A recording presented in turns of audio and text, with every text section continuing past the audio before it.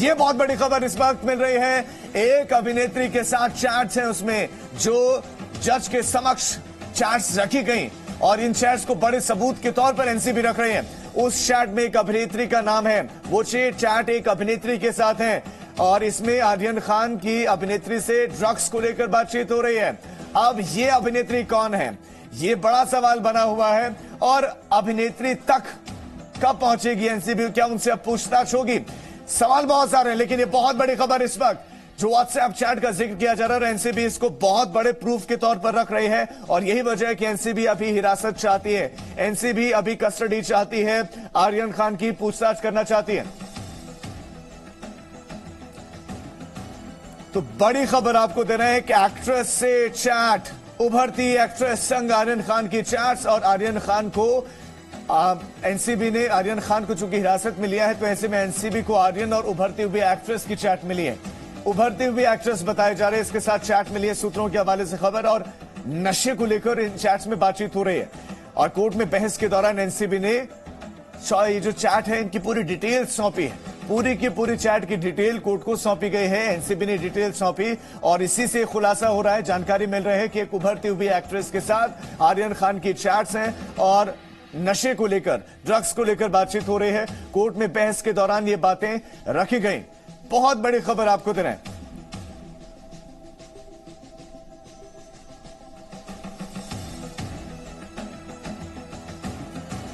खास मेहमान हमारे साथ जुड़ गए, सीधा उन्हीं का रुख करते हैं क्योंकि अब एक तबका ऐसा है जो सपोर्ट में आ गया है आर्यन खान के, दूसरी तरफ एनसीबी सबूत जुटा रहे हैं उनके खिलाफ, तो कुछ लोग ऐसे भी हैं जो खिलाफ में भी हैं। बहरहाल इस वक्त हमारे साथ रजा मुराद एक्टर हैं। रजा जी स्वागत है आपका। सुरेंद्र पाल एक्टर हैं। सुरेंद्र जी बहुत स्वागत है आपका। हमारे साथ मानवी तनेजा लगातार बने हुए हैं। श्रुति हमारे साथ हैं। उमाकांत मिश्रा जी पूर्व अधिकारी हैं एनसीबी के, वो हमारे साथ हैं। श्रुति का जिक्र किया कि हमारे साथ हैं। रजा मुराद जी सबसे पहले आपके पास। रजा जी, एक बड़ा वर्ग अब ऐसा है फिल्म इंडस्ट्री का जो आर्यन खान का सपोर्ट कर रहा है।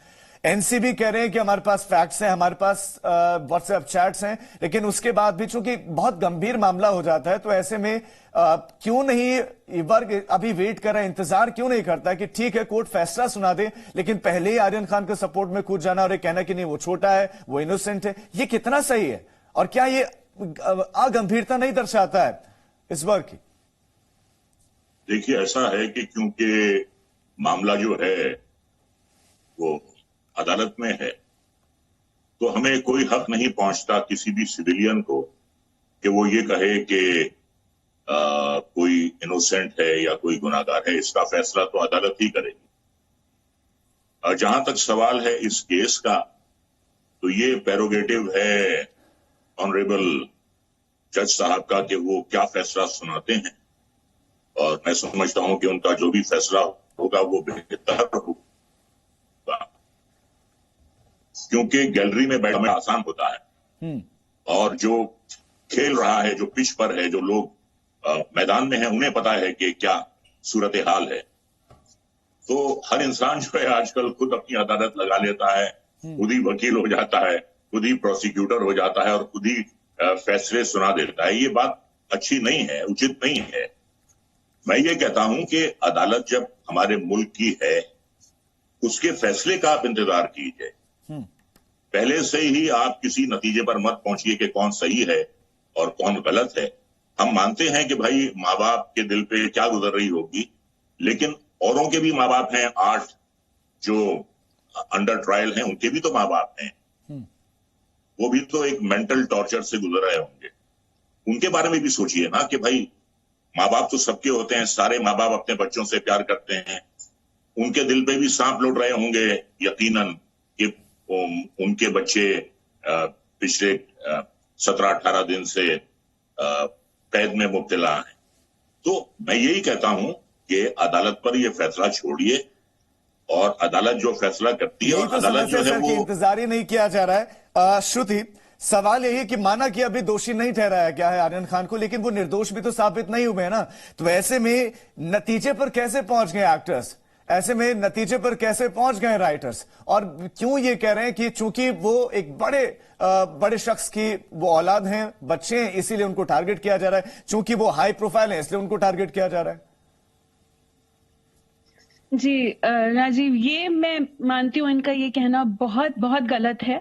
हमें अथॉरिटीज को क्वेश्चन करने की हमारी कोई हैसियत नहीं है, चाहे आप कितने भी हाई प्रोफाइल क्यों ना हो। ये हाई प्रोफाइल वर्ड यूज करना for somebody who is accused in a drug case is absolutely wrong. मतलब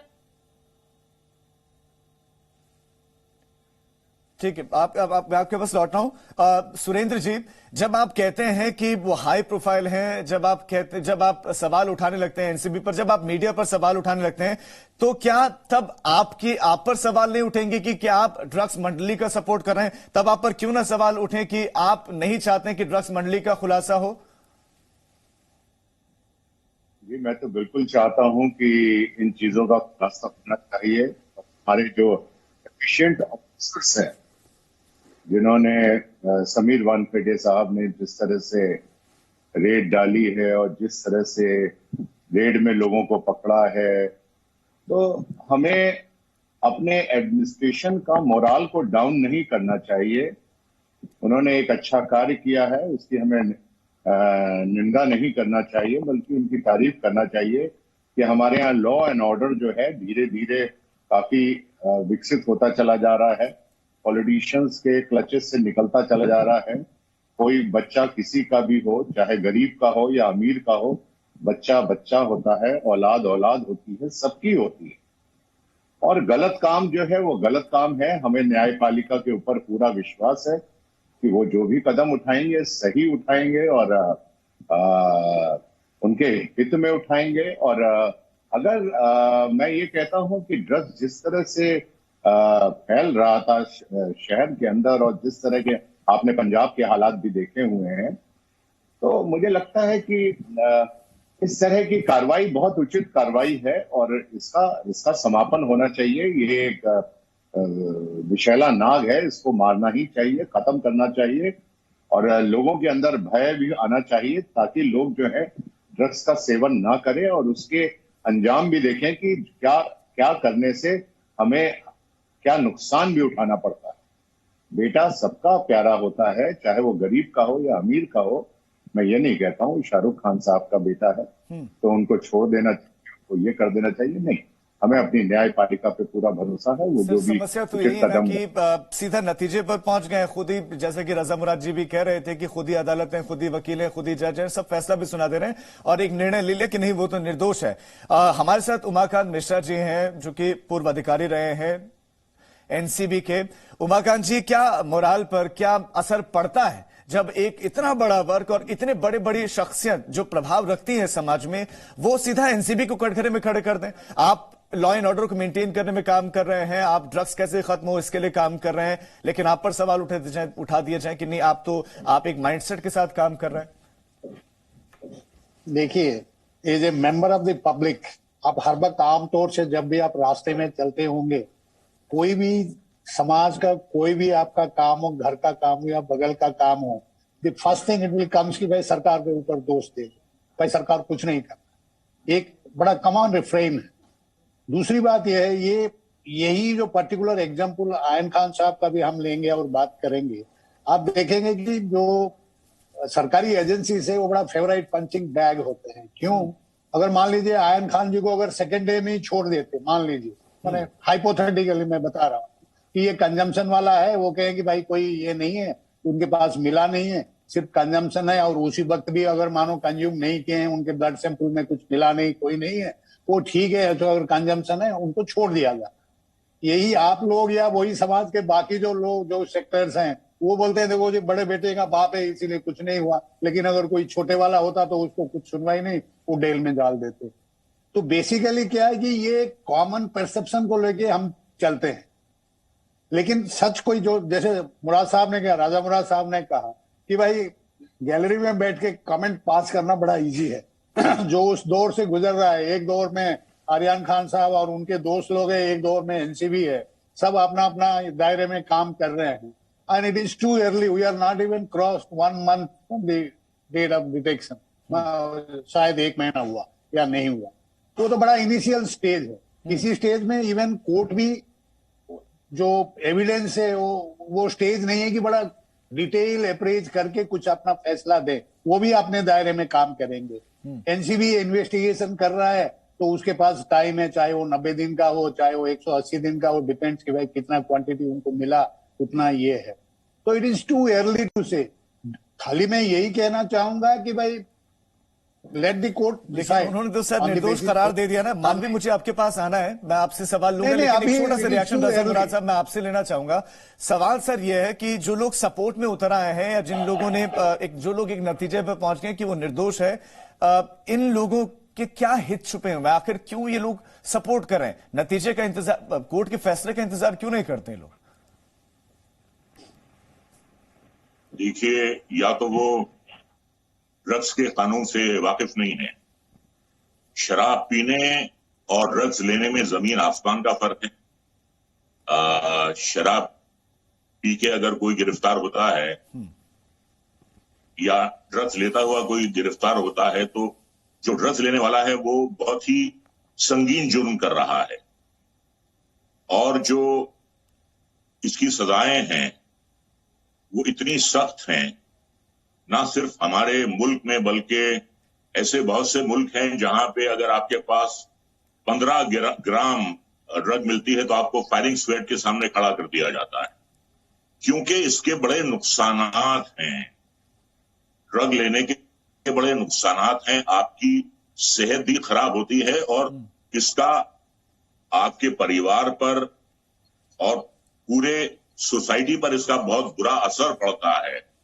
इसकी ऐसी लत है कि जब आपके पास पैसा नहीं होता है तो आप मां के जेवर बेच देते हैं, आप बाप के पर्स से पैसे निकाल लेते हैं, और नौबत यहां तक आती है कि आप घर के बर्तन तक बेचते हैं इस लत को पूरा करने के लिए। और जब ये भी खत्म हो जाता है तो आप बाहर निकलते हैं और आप लोगों को लूटने की कोशिश करते हैं, आप कत्ल भी कर देते हैं। किसी भी हद तक, यानी कि वो जा सकते हैं। मानवीय, जल्दी से रिएक्शन आपका कि क्या आपको नहीं लगता कि इस वक्त सबको एकजुट होकर ये कहने की आवश्यकता थी, बॉलीवुड के सभी लोगों को जो हाई प्रोफाइल है सभी को आगे आना चाहिए था और कहना चाहिए था कि नहीं आप कार्रवाई करो, अगर वो दोषी है तो कार्रवाई करो, एक नजीर पेश करते ये कहकर, लेकिन यहां तो कुछ और ही है, उल्टी गंगा बह रही है। देखिए, मैं एक बात से तो सहमत हूँ कि एनसीबी काम कर रही है, वो बिल्कुल ठीक काम कर रही है। एनसीबी की क्रेडिबिलिटी से मुझे कोई शक नहीं है, लेकिन मैं ये भी बात पर सहमत नहीं हूँ जो लोग कह रहे हैं इस वक्त कि वो गुनहगार है, बिकॉज कोई एनसीबी की ऑफिशियल स्टेटमेंट अभी नहीं है। तो पता लगता है, उसे पता लगा है कि उसे कंजप्शन दिखा है, उसके बैग से कोई रिकवरी नहीं हुई है, ड्रग जरूर मिला है, ये नहीं है ड्रग जरूर मिला, लेकिन एनसीबी ने ये नहीं बोला है कि ड्रग आर्यन से मिला है, ड्रग सैनिटरी पैड से मिला है। तो सैनिटरी पैड भी क्या आर्यन के है? तो कुछ चीजें हम ऑफिशियल स्टेटमेंट पर छोड़ दें, एनसीबी जो बोलेगी वो हम उस चीज को मानेंगे। और जैसे मुझसे पहले बोला है बड़े हैं, उन्होंने कहा है कि अभी हम वेट करें, जज जो फैसला सुनाएगा वो बिल्कुल ठीक होगा, लेकिन हमने पहले एक वर्डिक्ट सुना दिया। कुछ मीडिया तो पहले वर्डिक्ट सुना करके बैठ गई कि वो नशेड़ी है, वो गंजेड़ी है। माँ बाप हैं जिनके बच्चे इस देश में सलाखों के पीछे हैं, तो उन पे भी क्या गुजर रही होगी? वो भी तो माँ बाप हैं, उनके बच्चे भी जो हैं उनके चश्मो चिराग हैं। आर्यन खान जो है वो उसको अगर एडवांटेज नहीं मिलती है कि वो स्टार का बेटा है, तो एडवांटेज नहीं मिलती। Presenting B News app available on Google Play and App Store. Download it now.